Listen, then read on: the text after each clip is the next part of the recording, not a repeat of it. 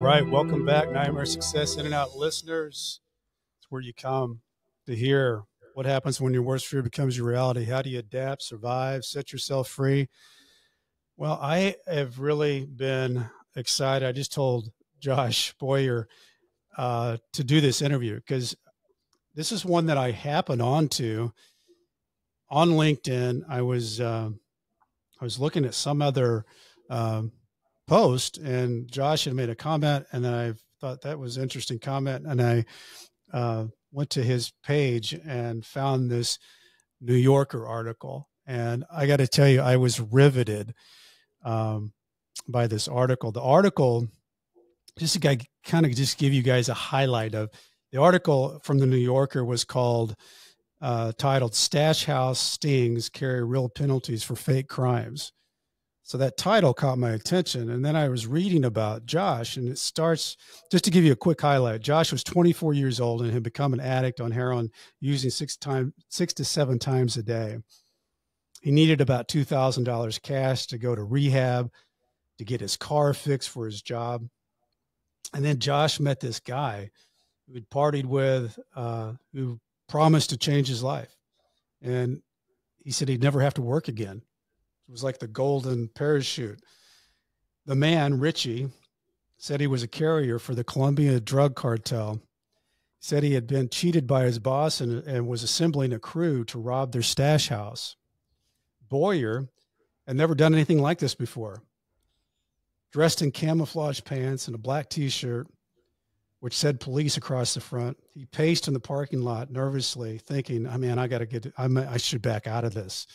Suddenly, snipers appeared on the rooftop, garage doors rolled up, the stash house, ATF rifles pointed at them with a helicopter hovering overhead, dropping grenades. It had been a setup. And the guy, Richie, who had approached Josh, was an undercover ATF agent leading the stash house sting. Josh received 24 years in prison for this. As this setup happened, there was no drugs there. Josh didn't have a gun or a weapon.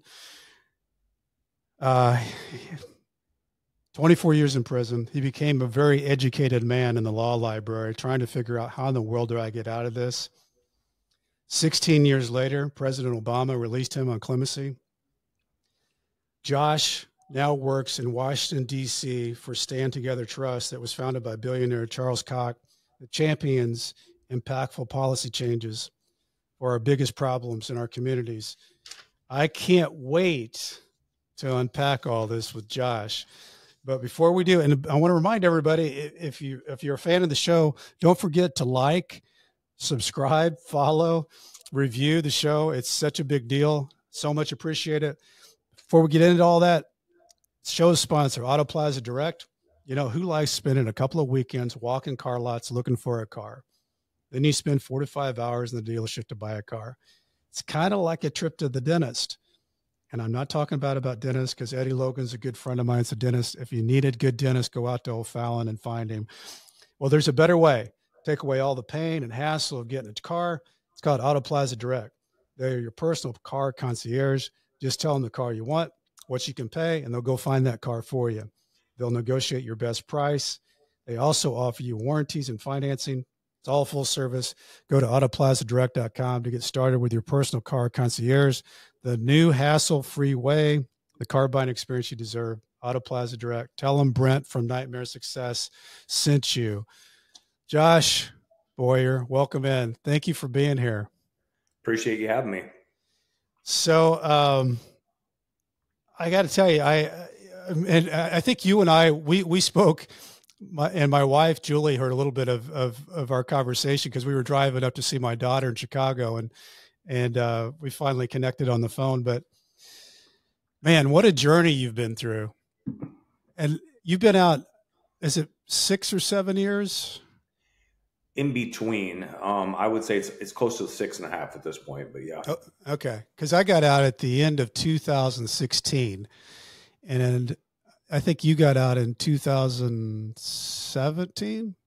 Yep. Yeah. Okay.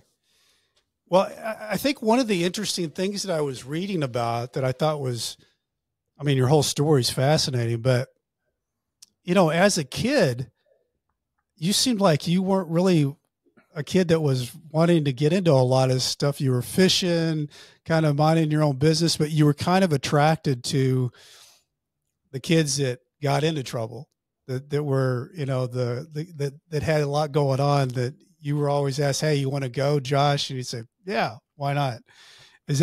What was your life like growing up? That's accurate. Fishing, spending a lot of time outdoors. Grew up for the first part of my life in like an extremely rural area, so like the outdoors, fishing, bars. I mean, there really wasn't a whole lot of like the hustle and bustle that comes with the city. There weren't a whole lot of other outlets besides kids that didn't otherwise have a whole lot of like structured activities or outlets to do things, and that obviously one thing leads to another. You're playing mailbox baseball, or you're doing just shenanigans in the neighborhood. Seems harmless At first, yeah. Yeah. So slippery slope, they call it, though. So mom and dad, siblings, how was that all in your world? It was good. Dad came to every football, every baseball, every basketball practice. My stepdad, I should add. Mom worked 2 jobs most of the time growing up. 80s, kid of the late 70s, grew up in the 80s, latchkey kid. Parents were working. We pretty much raised ourselves in rural northwestern Illinois, and definitely had its advantages. But I guess, in terms of supervision, maybe I could have used a little bit more. Well, I always think it's funny because when we were growing up as kids, I'm 56 years old, and I think about, we just left the house and we rode our bikes, and sometimes we'd ride our bikes a long ways away. As long as we got back when it was time to come home, nobody asked any questions. Different world, man. Different world entirely. I have this conversation with younger colleagues all the time, and it's like, I don't know if we've just sort of embraced this hypervigilance that comes with having access to more information. As parents, I've got an 11-year-old and 13-year-old now, and I really can't see of dreaming under the circumstances of actually living, close to DC, of giving them that degree of freedom and feeling comfortable about it. But grew up in a different time, different generation, a different place, and that was the way you described was pretty much my upbringing in a nutshell. So as things progress, Josh, it sounds like you were in sports. Everything was pretty normal. School was pretty normal for you, I guess. Nothing good student. Good student, but towards the end, like junior high, into high school, started sort of like drifting away from being more like focused on academics. I did have the luxury of my aunt was, a professor in college, so I guess whatever academic strengths that I sort of like carried into what I'm doing now, the foundation for that was definitely came from her, and she was, like a really present force in my life, and sort of like emphasizing the need to, read books and, sort of like educate yourself and, expose yourself to different things. But the teenage me probably could have used a little bit more listening to that rather than the path that I chose. But so talking about the path that you chose, where did it start on the slippery slope to where, as it read in the article, it sounded like you were kind of around some people that had things going on, and some of it was drugs. Yep. And they just kind of say, "Hey, Josh, you want some?" And you went ahead with it, but you ended up getting into it. Yeah, I think at one point, and not to say that, it was just purely recreational at that point, but just sort of like got into the rave scene in the early 90s in South Florida. The other side of my family is from down there. Like my dad's side of the family is from, like Bradenton, St. Pete, Tampa area. Experimented with ecstasy, started, smoking pot, occasionally did coke here and there. But I think the real problem for me was heroin and sort of like getting exposed to heroin. And that's when life definitely took a turn for me. And it wasn't that, oh, I just want to do this. It became more of like, oh my gosh, I actually like have to do this to feel normal now. Yeah. To normalize how you felt, you had to do it. And you were, did you, I guess, and I've talked to so many different people that have fallen into that. Did you know that you were, Josh, when it happened, or was it just, yeah? And like happened to see back then, and I don't necessarily know that this experience rings true for everybody, but in that particular area of Florida, like Tampa, there was heroin. Heroin was a similarly like small scene. There wasn't the pharmaceutical boom with OxyContin and everything really hadn't taken off yet to the extent that we sort of saw with the pill mills and Right. everything else that came later. But I just happened to know some of the people that were like in this particularly small circle, started dealing like small quantities, just enough to sort of like support my addiction Mm-hmm. and make rent and be able to, take care of necessities. Wasn't trying to be, a millionaire, wasn't trying to be super flashy or anything like that. But at the same time, if there was any sort of ebb and flow in supply, you'd have to deal with sickness, you'd have to deal with, XYZ. So yeah, that's leading up to this point. That's kind of the situation that I found myself in. It wasn't necessarily constant. It wasn't steady. So there were those periods where you're just kind of like, oh my gosh, I really need to make a change in my life. I got to make a change. Yep. Well, and at that time, like when you were around 22, 23, 24, you knew you wanted to make a change. You knew you wanted to go to rehab. You needed money. You had the car that, probably wasn't reliable that you needed for your job. Can you walk us through how this whole nightmare happened for you? Because I've read pieces of it, but I know coming from you, there's always a different angle to that. It's really a bizarre thing. So I had a friend, and when I say a friend, a guy that I had sort of like partied with. It wasn't somebody that like we played baseball or whatever. Decent enough guy, but we had had a falling out like a year and a half earlier. I had moved, got a place in Tampa rather than, on the St. Pete Clearwater side of the bridge. My girlfriend had switched jobs. She had actually got a job that was right close to a bar that I used to hang out with this friend. And it was around the holidays, started feeling sentimental. I've sort of like driven past this bar that was like this common hangout number of times and been like, hey, look, I wonder if, so-and-so is still there or whatever. So I drop her off at work, driving right back down past this bar, and I decide to stop in there. Wouldn't you know it, these folks are there. So almost within a week, maybe a week and a half of sort of like reassociating with this circle of friends, I come on, meet these folks, not necessarily involved in that circle, but that they had started hanging out with in the interim, and started hearing, conversations about this opportunity, this 25 to 50 kilos, a whole, hundreds of $1,000s worth of drug money. And it didn't take longer than maybe a day to sort of get wrapped up in this conspiracy that they had already been targeted for. I found out later, for weeks when I sort of came into this. I think, it's such a, when you read about this, it's such an unknown, people who are just going along in their lives. You wouldn't think that the government government targets people all the time. This is a little bit different. They're targeting people to corrupt them, and they're seeing if they can create a group of people to show up so they can arrest them for something that's not even there. And it's like a movie, but it's so, and then as you go deeper into this, you find out that this was happening all over the country. Eventually it would, but I will add that at the time, this was somewhat, and like beginning in 2001, this was a somewhat new experience. Not sure like how much you dug into the history, Brent, about like sort of like the origin of like how these investigations came to be, but they originated in South Florida, where I was at. the cocaine cowboys, their heyday, rival drug gangs sort of like ripping off each other's stash houses, which was nowhere even remotely close to what I was connected to or these other, Right. the folks, not even.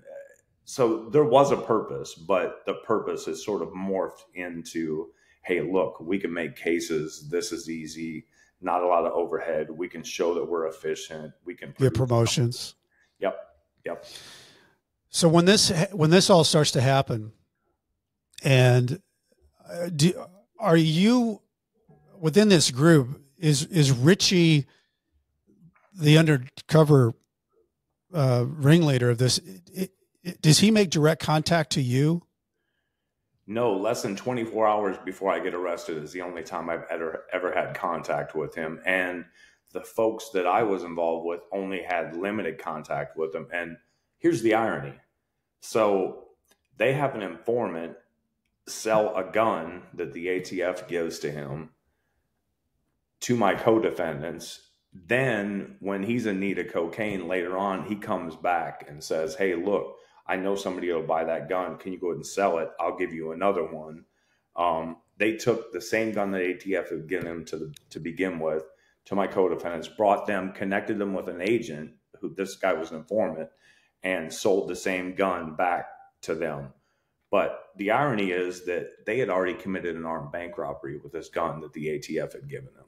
Wow. Yeah. Wow. So when this all transpires and it's talked about, hey, we're going to hit this, stash house, and, they've cheated me. And so you knew some of the people that were involved that were going to be part of this assembled group, but you had never done this before. No, nothing even like remotely close. And the crazy thing was I really didn't have an idea in terms of like the extent of what these guys were involved in. Because I mean, remember just like a week and a half ago, I had united with friends that I'd had. And these are somebody that had just sort of like came into their lives. Right. An extension of, right. Yeah. So it's like on the periphery sort of thing. I think that's pretty consistent with the way that a lot of these cases sort of develop when you look 20 years into the future with what ATF, DEA, and FBI were doing with these sting operations. Yeah, and worried on like who they were targeting. It's just like push this information out there, however it develops, bring these targets in, and then guys that would come in at the last minute. That was like synonymous with these stash house stings. Yeah. Well, let's walk into the day that it happened, because it sounds like that you, as this was going to happen, you were really having second thoughts, like, man, what am I doing? You've gone this far. And, I remember you talking about, or was in the article of you're kind of pacing back and forth nervously. You're dressed in this stuff. You're thinking maybe I made the wrong decision. Maybe I'm backing out. And about that time how did it all happen, Josh? Explain the day to me. Mike. So the night before, which is granted the same day that I'd ever come in contact with any of the ATF agents, met these people, got the full scope of what was supposed to happen. I'm having a discussion with these guys who I just met at my house. My girlfriend at the time, who I didn't know at the time, had overheard what we were talking about, and she was not pleased with it at all. She was not happy. Later on, after this conversation sort of took place, I got confronted. Your girlfriend? Yep. So that kind of sort of like really started weighing on me at that point. And like, she's freaking out, thinking that it's like end of world scenario, which she was right. She was right. She was right. Her whatever. Good intuition. Women's intuition. Exactly. I mean, if there isn't 1,000 times that I haven't thought about like, hey, look, we split up, we, haven't talked and stuff like that. But if I would have listened to her, I would have been, way better off than I am now. So what time of day did it happen? What's that? What time of day did it happen? The arrest or? Yeah. When they went to the fake stash house no, we never even went to the stash house. We went. You were in the parking lot. we went to a storage facility that the agents told us that we could store To meet up. ours and their portion of it.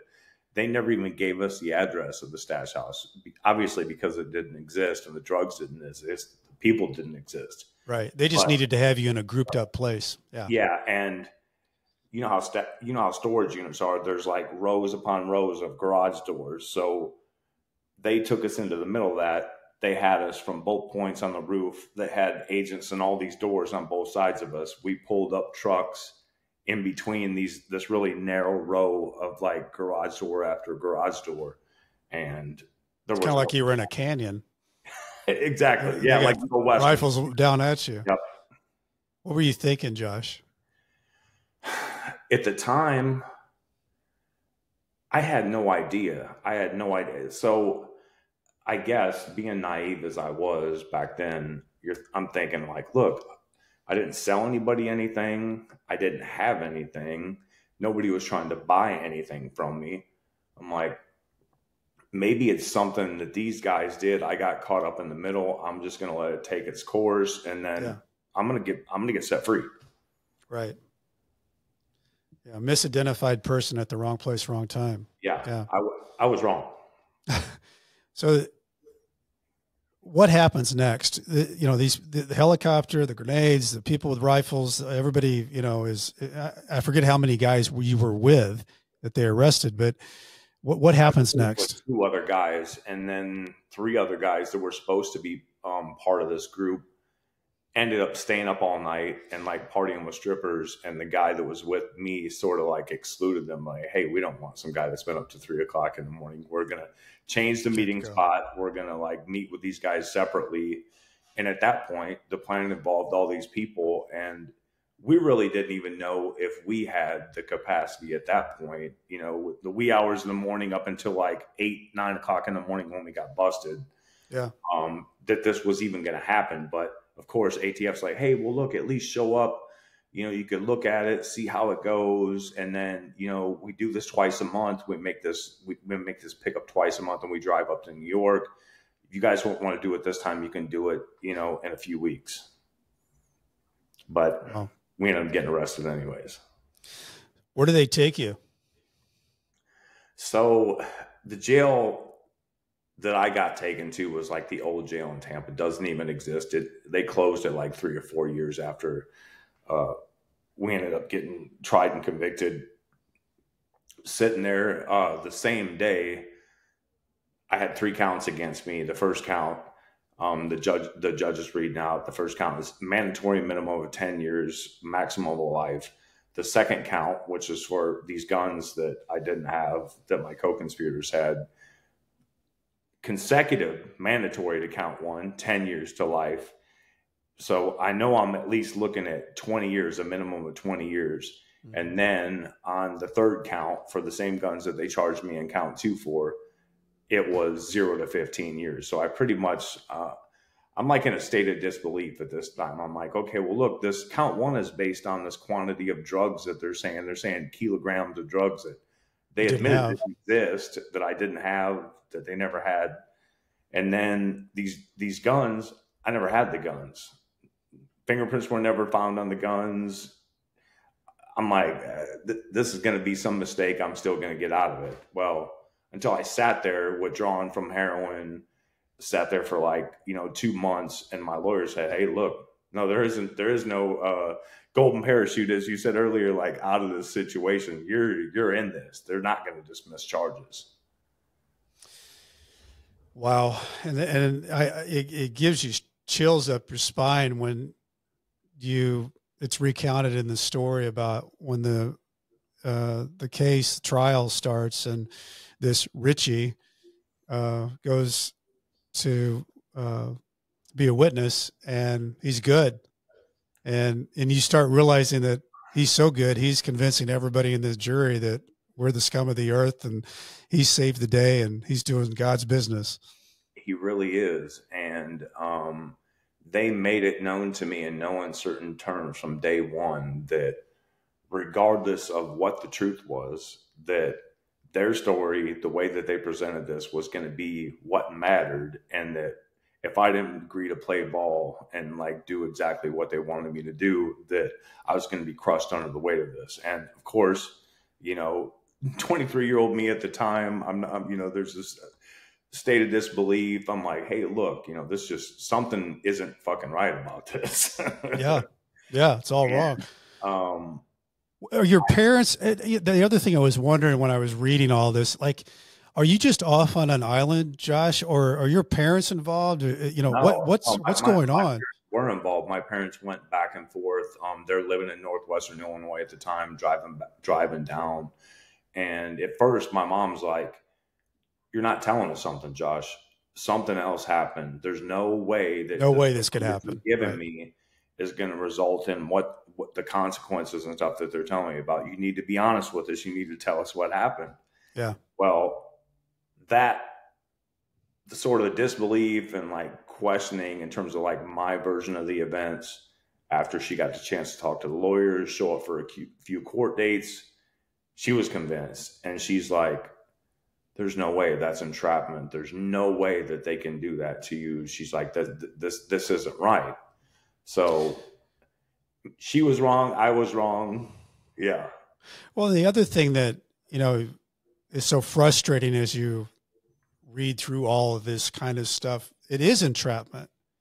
But for some reason in the legal world, as you later find out, entrapment's a terrible argument, and you have to figure out all kinds of other angles to go about it. But before we get there, you get to trial. How was your attorney in this? What was that good? Or did it matter? Did it even matter? No, it was bad. And I mean, in retrospect, I guess me sitting in a prison sort of thinking about this, I probably could have told you that it mattered. I don't know, but so I had a lawyer months and months and months into the case. All of a sudden, this guy decides to go to the government, say that when we were in a cell, like apart from each other, that I told him something about the case. He apparently had the same lawyer that I did. This lawyer conflicts out. Another lawyer gets put in there, and his agreement was that he had to be ready for jury selection in a little over 2 weeks, and he could not ask for a continuance. So I had this lawyer 2.5 weeks before wouldn't have even had any multi-defendant complex federal criminal jury trial where exposed to life penalties on the first 2 counts and a 15-year sentence. Any lawyer worth the salt, judge worth the salt at this point would tell you that that's not the type of situation the Sixth Amendment envisioned for effective assistance of counsel. Yeah. So you get into this thing, the trial goes way sideways. What's all stacked against you. And then the other thing too, is you find out is these judges were really boxed in. The way that the government would bring that to them, they were boxed into these mandatory minimums. What was your thought the day that you got sentenced? I mean, you've gone through this. It's been a nightmare. Now you're standing there sentencing, which is the worst day you can have because you have no idea where it's all going to come down. What were your thoughts? I thought it was over. I mean, the way that the pre-sentence report came back, which back then before the guidelines were advisory, they were mandatory back then before Booker. I was looking at, 27 to 30 some years, and I figured that I was going to get every bit of that when I went in there. Luckily, the judge sort of expressed his reservations with, I guess, just me, what he thought about my character, and just what the sentencing guidelines were calling for. And he did the only thing that he could under the circumstances was depart from one criminal history category to the next one below it, saying that it was overrepresented because I'd only had minor offenses prior to that, and gave me the bottom of the other range, which was 24 years. And even though I fought it for years and years and years, when President Obama became president, decided that DOJ was going to do his Clemency Initiative, one of the factors in there for granting clemency was that the judge, under mandatory guidelines had expressed reservations about what the guidelines called for. And now that they were advisory and judges were sentencing folks based on discretion that they had, that was sort of like what got me back in the game later on. That's interesting. Just the comments from the judge played into the clemency part of it. Well, he did write a letter too. It helped. I remember that. Yeah. Yep. Which would have been huge. It was huge. You get sent off from trial to the federal prison of Pekin, right? In Illinois. What's your world like, your thoughts like entering into that world, knowing I'm not going to be here for a week or two. I'm going to be here for a long time. I thought that a lot of anger, a lot of rage, but the one thing that I quickly found out and had sort of like known from being in Illinois, that Illinois is gangs. Anywhere close to Chicago, Milwaukee, Minneapolis, Indianapolis, it's gangs. I had aligned myself with people, however briefly that was, that got me in that situation, and didn't have trust in my lawyers, didn't sort of have faith in the advice that I had been given up to this point, and had already started doing research, had already started like familiarizing myself with, entrapment, with these statutes and stuff that I was convicted of, and had been committed to learning everything that I could about the law by myself, so that I couldn't have a lawyer or somebody that, had a degree or whatever speak over me and kind of like lawyer explain things to me. Sure. So that's what my path, that's what I saw as my path. Then there was obstacles. There was always, different people trying to pull me into stuff. And I'm like, hey man, look, I'm fighting my case. I'm busy. I don't care about all the rest of the stuff. Yeah. Prison politics. Yep. Well, did you do it did that start for you, Josh, immediately when you got there? Is that what you did immediately? You went to the law library and said, hey, I'm going to figure all this out somehow, some way? 8 hours a day, every day. Well, the interesting part of that is you could do your own thing and say you're who you are, because if you become a smart guy on the law in prison, that carries an awful lot of weight as respect, because there's a lot of guys that want to know, hey, what about my case? And I didn't really realize that was the case until later. I mean, I would love to say that like I had that foresight and that I like pieced that together, and that was, one of the magical ingredients in the way that things sort of turned out. But yeah, what I would find out later was that if you did have that ability, and unfortunately, as you probably know too, Brent, guys in prison don't have the highest degrees of literacy, probably didn't have the best representation, especially in these larger cities and stuff where dockets are crowded. So yeah, more often than not, and I wasn't a perfect person in prison. I definitely don't want to give that impression. I did try to stay on my P's and Q's because I knew what fighting my case meant to me. I knew what the end goal was, but in prison, super volatile, a whole bunch of situations that are I guess normal people would consider trivial, but could have real implications, getting sent to the other side of the country, losing your time for little to nothing. Yeah. I would later find out that being in that position did have its benefits for sure. Yeah, it really did. And like you said, there's a lot of guys, it's like Lewis Reed said, they say that you're trying to get on your second chance. He said, I was around so many guys, they never got a first chance. They're just wanting a fair chance.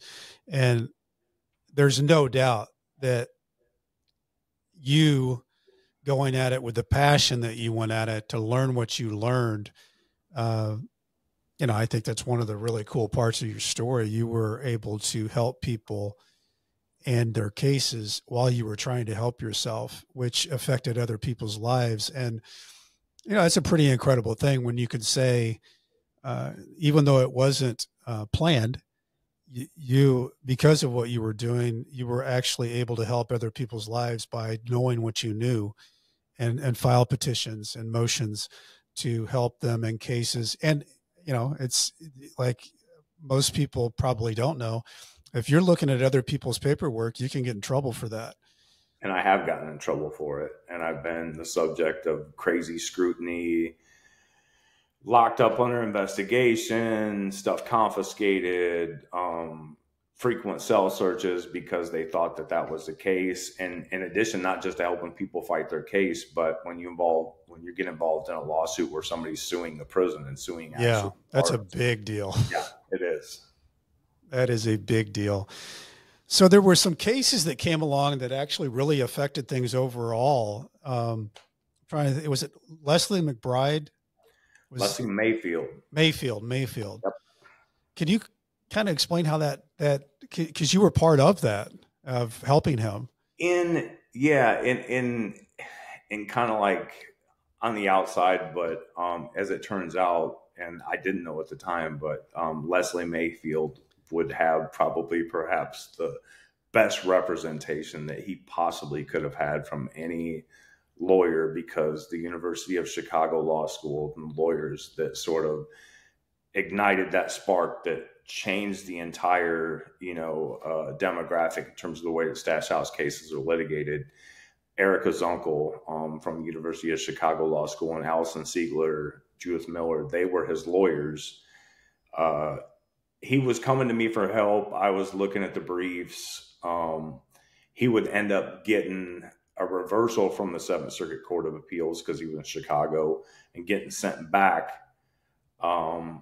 I'd like to take the credit for that, but the credit is really due to his lawyers. But Leslie and I spent a bunch of time together in the law he thought enough of you to give you that, so get the spark started, so that the next step happened, and then it changed. Not changed everything, changed a lot.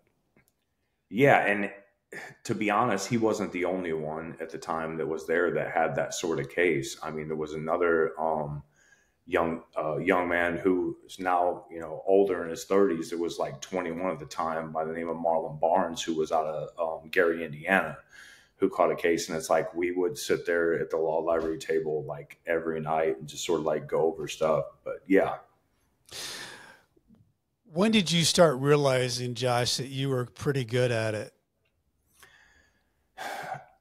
I guess getting people like evidentiary hearings on their post-conviction petitions, getting a GVR order, which is like grant, vacate, and review. It isn't like full review by the Supreme Court, but figuring out a way with a circuit split, and like having a guy that had a direct appeal that his lawyers filed an Anders brief and said that there was no merit to it. Going in, knowing the case law probably a little bit better than the lawyer had time to pay attention to, getting it to sit up there in the Supreme Court long enough for them to rule on a favorable case, and then remand the guy's case that I was working on back to the appellate court for a decision. And that's an interesting point you bring up too, about attorneys with how they look at those cases. That, the way the federal system works is it's all about rushing somebody to a deal. Somebody to a plea. And a lot of times that attorney's not looking at all the different things that could be helpful, even to reduce their plea down. And, you had time to really look at these cases and help these guys, where maybe it might be the first time that somebody really looked at it. Yeah. And I mean, then I guess being locked up, having went through a negative experience, with trial and everything, you think, oh, well, these lawyers are just, hucksters. But when I sit back and look at it, if I had the number of people, having, worked for a law firm for years now, been out, if I had the number of clients that they had, how much time could I reasonably put towards what would the quality of my output be? Yeah. In that particular situation. And it's not like those attorneys have a choice. They have to, to move at that speed. So yeah. In all fairness, I think I place most of the blame on the system rather than I do on the individual. Yeah. Yeah. No, the system has all the the plays in the playbook, and they go chapter by chapter, and it's not personal, it's business, and they use the full. I mean, you know, I've had this conversations with several individuals. There's nothing more intimidating you'll ever see in your life than the United States of America versus your name. Yeah, that's a heavy weight. I mean, it really becomes real that this isn't going to end up well. So, Josh, when did you start thinking, and you're going through this, you're helping people, you're probably becoming a known guy. Pekin was the only place that you were, right? No. You went somewhere else? Yeah. Pekin, Coleman, Florida. Okay. Marion, Illinois. Oh, you were in Marion. Butner, North Carolina. Talladega, or Oakdale, Louisiana, and then Talladega, Alabama. Wow. That's a lot of traveling as a prisoner. Yeah. I've been through the Oklahoma City transfer center and Atlanta so many times that it was crazy. Well, I mean, the thing of it is you don't want to. Your fear is just to get lost in the system. You know, that you just travel, and I remember I had to go up to our civil trial, and even though I was going from Leavenworth to St. Louis, my fear was that somehow I would just get lost in that county jail, and they would just ship me to wherever, and I wouldn't even know where I was going to be. You know, it's such a weird thing to have no control and being traveled and shipped places like cattle. It's a very weird phenomenon that it's kind of even hard to explain. Shackled. Yeah. Well, which for me meant a black box chained to the belly chain and everything else, which that thing cuts the circulation off in your hands. Every time since I was moved from trial everywhere, it was black box, completely and totally shackled. Even when I made it to a federal prison camp, they had to call ahead to make sure that I was not going to the USP at Marion, but I was going to the federal prison camp at Marion because I had a black box order on me. Wow. What years were you at Marion camp? So my dad was there. 13 through 15. 13 through 15. You might have known Doug Cassidy. The name does sound familiar. He was old. I mean, he would have been one of the old guys. Yeah. The name does sound familiar. And there was a ton of guys from Missouri, St. Louis. Yeah. Yeah. It was he ended up getting septic shock and had to go to Barnes Hospital and survived. And then they brought him back. But it was, I can't even imagine getting that sick in prison and then being handcuffed to a bed and then being put back in prison when you were in a coma for a couple of weeks. I mean, we were just talking about traveling. Getting sick in prison, deathly sick, is never anything that somebody wants. And, I can't even imagine that experience. But you guys were, you would have been there at the same time. Cause, I went in January 14th of 2014, and he went in a week later, and he was at Marion. Yeah, I had to be there. Yeah, it's kind of wild, small world. I didn't know that until you just said that. So when you get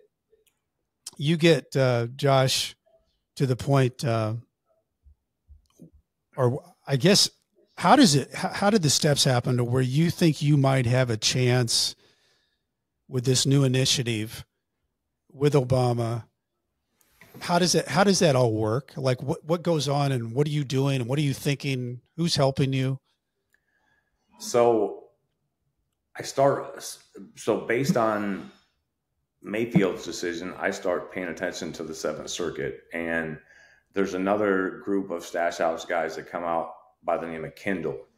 Published case, Judge Posner makes a concurring opinion.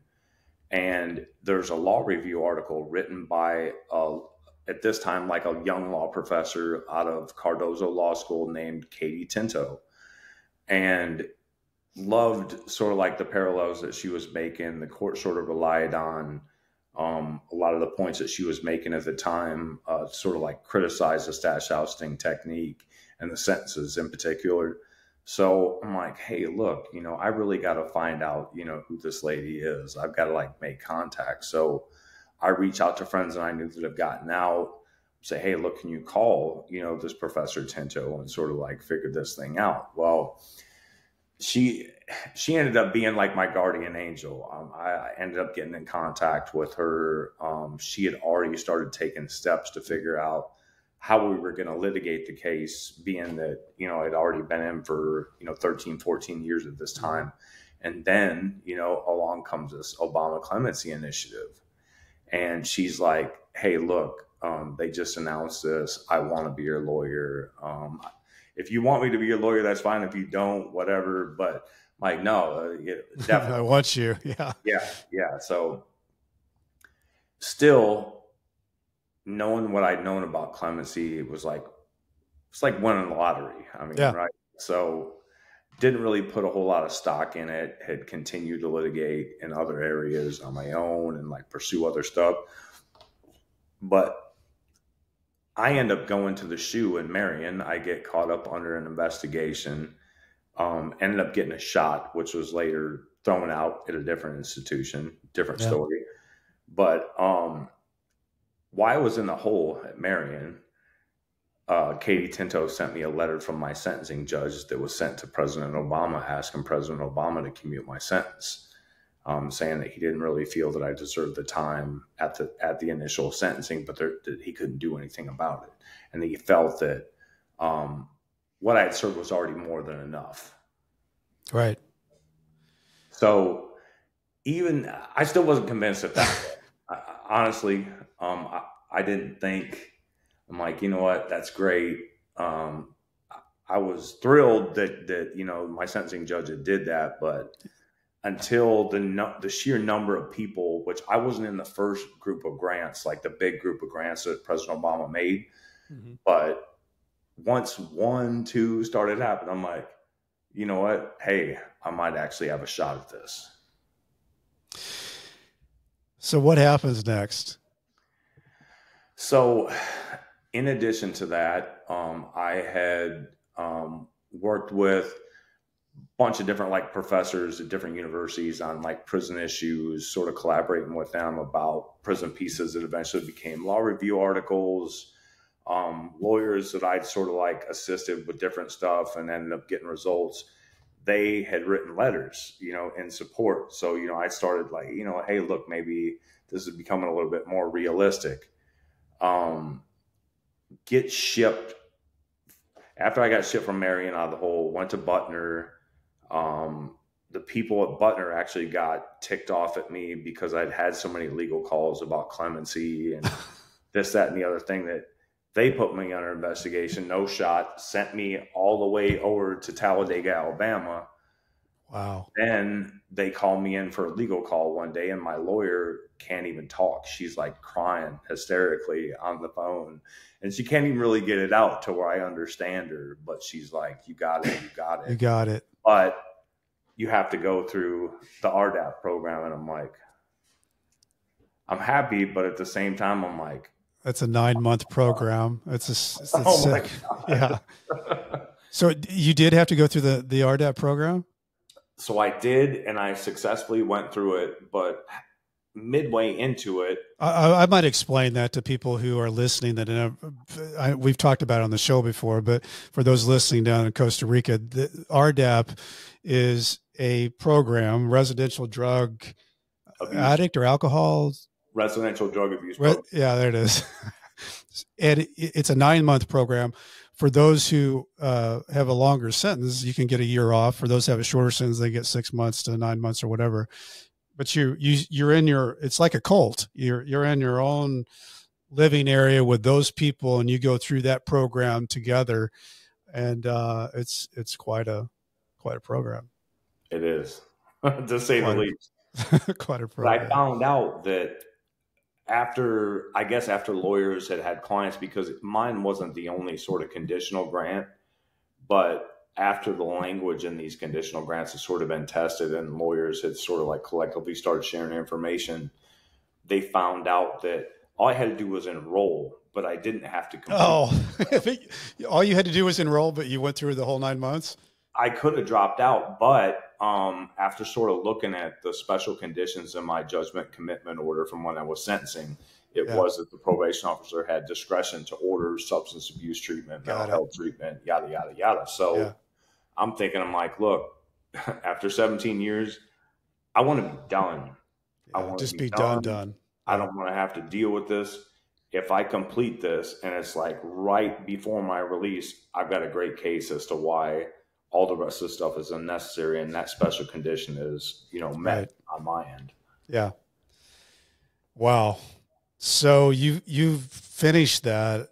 You're right at the door. What are you thinking about getting out? Because now things have ramped up. You weren't really thinking about it the way that somebody thinks about it that knows that they're getting out. What are you thinking about on the other side? I really didn't know. I mean, like, it'd been 17 years. My mom had passed away like 3 or 4 years into my sentence. My grandma had passed away just like a couple years right before I got out. Those were sort of like my anchors and the people that I knew that, regardless of what their personal situation was, that would have space for me, support me and stuff like that. So it's kind of on my own, but just given, just like the legal stuff that I'd done, I had some prospects. I had some, some job opportunities that were waiting on me when I got out. Just trying to piece it together. I mean, I really didn't know what was waiting for me on the other side. I like to think that I did at that point, but what turned out was super rough adjustment period and really not knowing what was on the other side of the tunnel for me. Well, let's talk about it a little bit, Josh, because I think, I think people get really excited about when they talk about people getting out, but I think the flip side of it is people really, truly don't understand how hard it is to get out, what the reentry process is, how you are legally discriminated against because you're an ex-felon for having a place to live or a job. So can you talk a little bit about that as far as how you got out and then what you had to do to get your feet, underneath you and feeling more sturdy?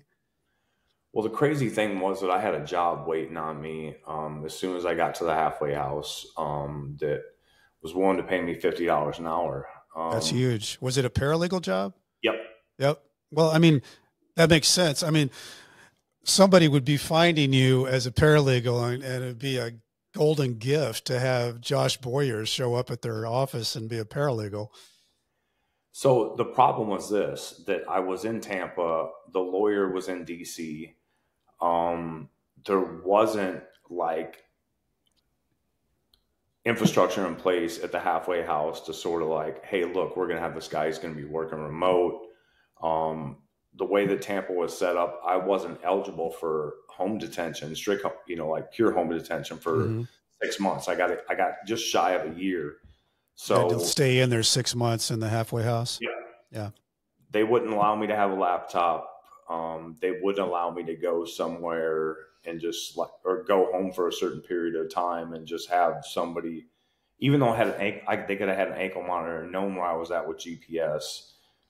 So for the first 6 months, I had to take a job making $10 an hour working maintenance at a hotel because the Bureau of Prisons wouldn't allow me to have the job. Were you then able to go to the job that you thought you had when you got out? I was when I went to house arrest, but it's because I had like an army of lawyers that decided that, the BOP doing this to me was sort of like fundamentally unjust and had messed with the residential reentry manager from the Southeast region, the halfway house manager on down. And by the time that had sort of happened and they'd had to gone through all that stuff, they're just like, hey, yeah, look, we're going to give this to you. Leave us the F alone. And it's all good. I can't imagine, Josh, because I felt like I was jumping in a moving car when I got out. And I had a 5-year sentence, ended up 3 years with the RDAP program. And I can't imagine 17 years. Like what was swimming through your head after 17 years of being away? Well, aside from gaming, I guess whatever that was in 2000 and like late 90s, and having a flip phone that you could Yeah. like use basic text with, you had to press a number 3 or 4 different times to get the Yeah. right character to come out of it. I really didn't know how to use technology. Well, My technology new, had so far advanced. I mean, you yeah, think about the early 2000s, what had happened. I mean, Facebook came around, the iPhones, iPhone killed the Apple iPhone, killed the BlackBerry. I mean, it was all those things happened while you were in prison. The whole world of technology and social media and all that stuff changed. so now I'm like dependent on, like, my projected future depends on how well I can use this MacBook, how well I can use this iPhone that I don't know how to use, that I don't have anybody right there that's able to sort of like show me. I'm living with my grandpa. My grandpa is like 95, 96 at the time, Yeah. lives 45 minutes away from the halfway house. So there's like a Yeah. drive back and forth. So it's really about like, the heck with, trying to do X, Y, and Z. I really need to like double down and focus on and figure this stuff out.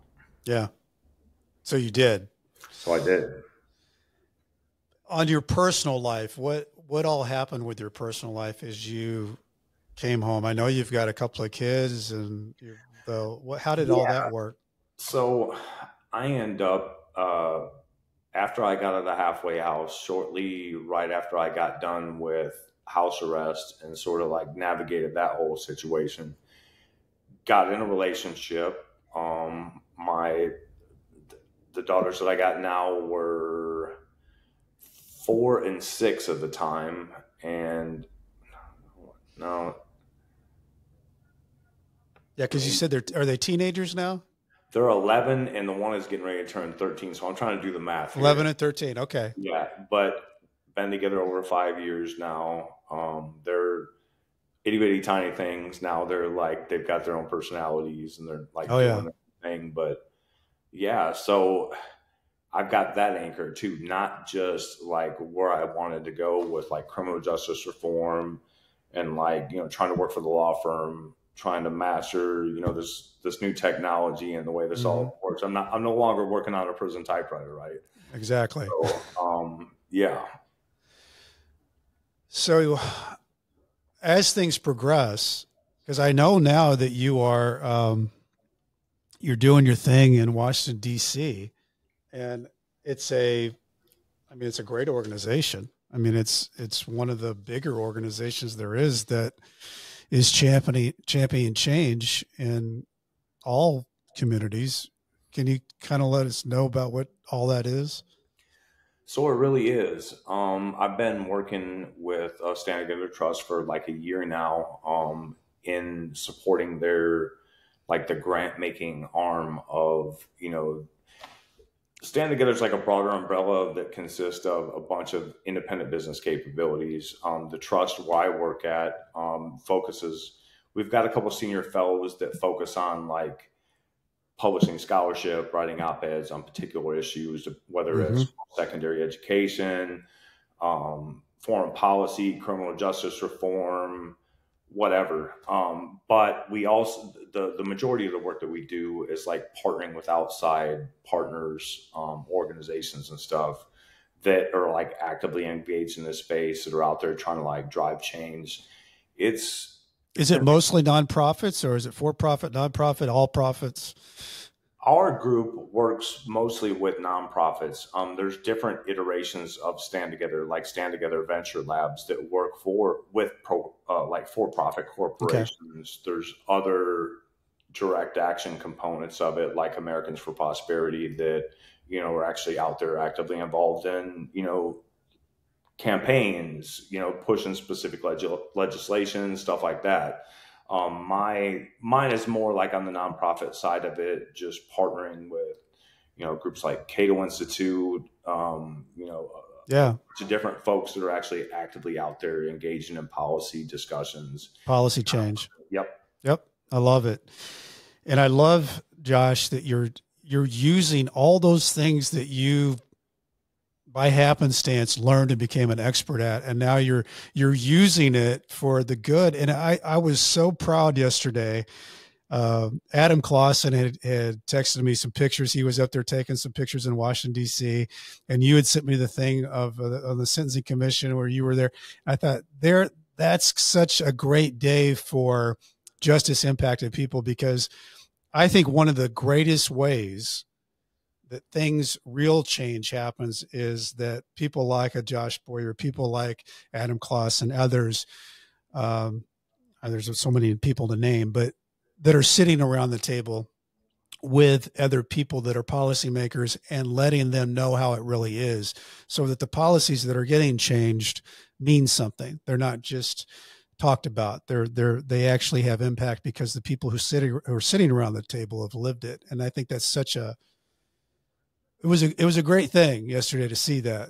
You guys didn't even run into each other yesterday, but it was there you were both on Capitol Hill. Yeah, it's crazy because most times when Adam is in town, we do run into each other.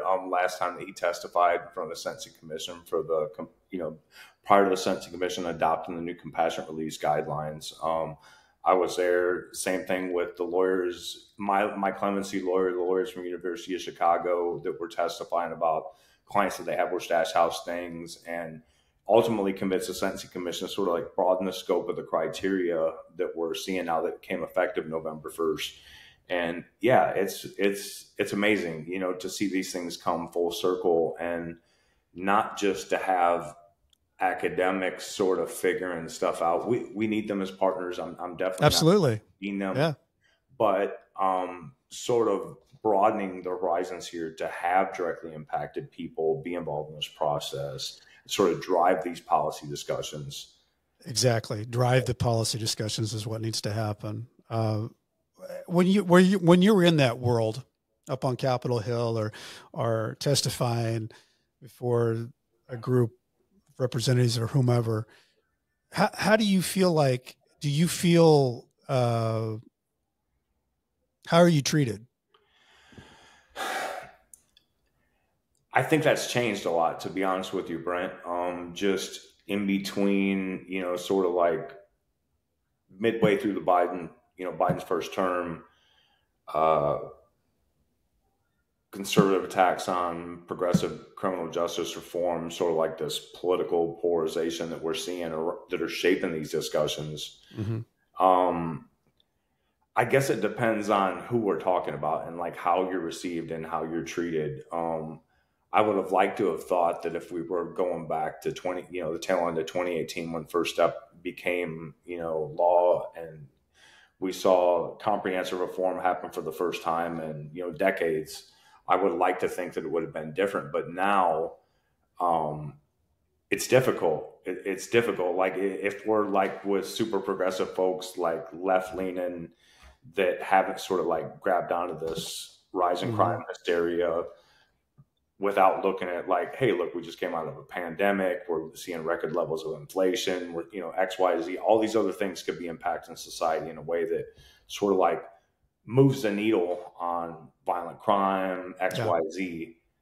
But we're really not seeing that. We find ourselves in an atmosphere that it's like any way that one side can get back to the other. Polarized. Yeah. Yep. It's either all or nothing. Yep. Nobody comes together and says, I'll take a little bit of that, and everybody can win. What do you think of, like, so many different things. I know there's great movement going on in Michigan with Tony Gant and different players of Candy and Milton and the Nation Outside movement, where they're trying to get the box removed on employment or housing. And do you think that all those things, Josh, have to happen at the local level and move up, or do you think it could happen at the high level and come down? Right now, and I'm definitely not an expert, I don't want to speak on behalf of the organization, but this is just me directly impacted, Josh, sort of like looking at it. It's just me, Brent, justice impacted. Yeah, Brent. No, it's really been disheartening, right? Because I got out right after First Step happened right after I got out. The possibilities, the Yeah, universe. everybody's cheering. Yeah.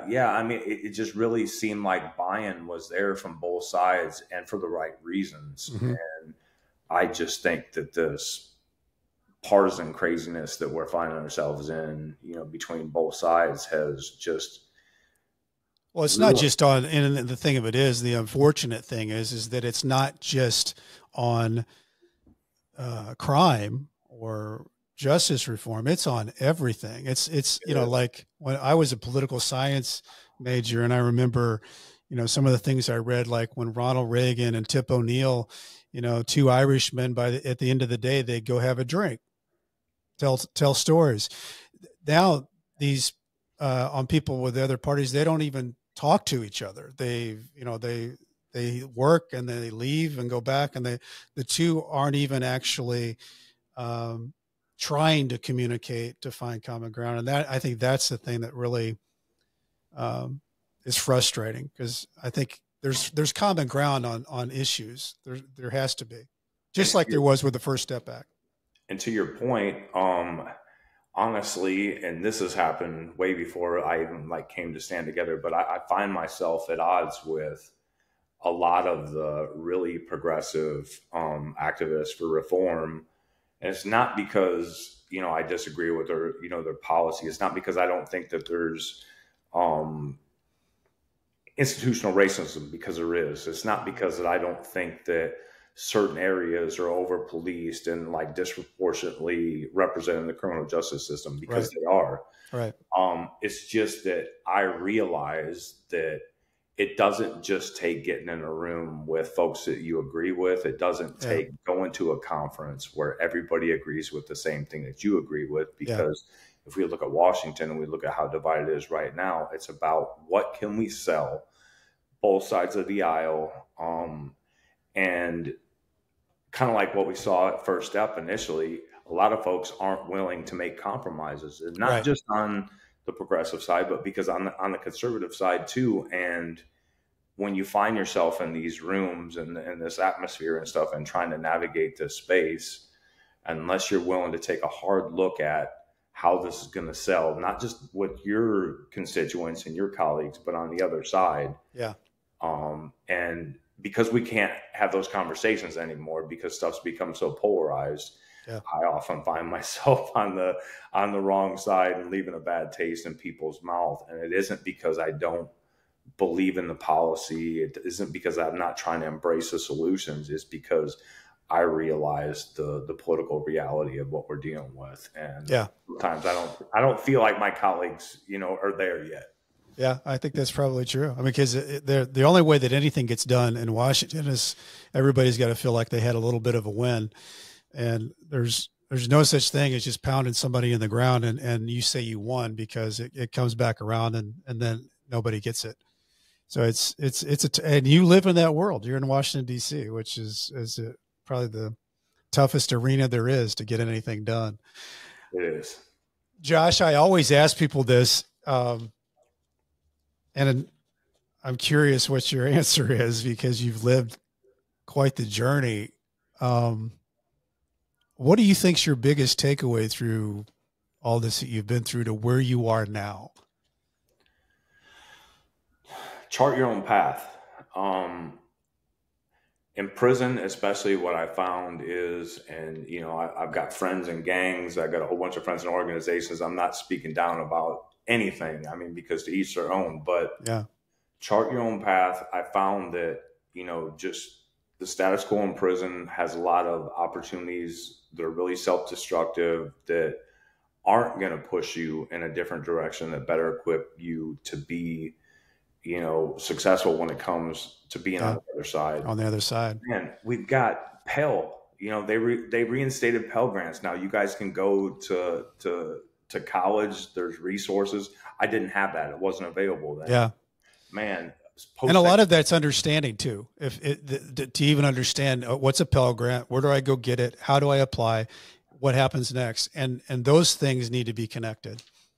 No. And fortunately, there's a lot of great organizations that are sort of building that out now, creating the infrastructure, and hopefully, federal, state, whatever, they're getting that information in there to these guys to realize that where they can go and sort of like what's possible. But man, the one thing that I found that benefited me more than, let's say, a guy that would had 17 years out here that would have been out, I had all the time in the world in there. I didn't have all the tools, but if you're motivated, if you want to do something and you even just have a few resources on the outside that you can, get information about the law, whatever else you're interested in. Not to say that it's going to be immediately transitionable to like making money as soon as you get out, but the more you can, I spent 8 to 10 hours a day in a law library and probably the rest of the time in my cell, writing briefs, reading published decisions. And the takeaway is that it's hard for people out here unless you have something. Getting an entry-level job now these days in this economy and thinking that you're going to just like climb the ladder or somebody's going to hand you a golden ticket, it's not going to happen. You have to be committed. It doesn't start when you get out. It does start a few months before you get out. You have to start from day one, realizing that you're on the wrong path, that you want to do something different, and you got to be committed. And I love that because this goes into over 250 prisons across the nation. And what you just said was wisdom of what you got to do. And it's not easy, but it can be done if you just stay committed to it, stay on the right path. Yep. Josh, if people want to get a hold of you, what's the easiest way to do that? Instagram, LinkedIn, Twitter. And it's all under Josh Boyer, I think, isn't it? Or Joshua Boyer. Yep. Joshua usually. Yep. Man, I've really enjoyed this conversation. Speaking of social media, loving you guys with your likes and comments. Follow the show, subscribe on YouTube. I love the reviews. We've gotten a bunch of reviews here lately that's really pumped up the show, and I really appreciate that. If you want to find out more about me, what I've got going on, it's BrentCassidy.com. It's with a TY, not a DY. My whole life, I was hoping Sean and David would show up and say, hey, we're all Cassidys, but no, it's a TY. As I used to say when I was writing my emails back and forth from Leavenworth, stay strong. I'll do the same. Josh Boyer, thanks so much for being here today and sharing your story. I think it's going to help some people out there just hearing it. Definitely glad to sit here and chat with you. And look, man, just stay committed, do your thing. Love it. Nightmare Success, in and out.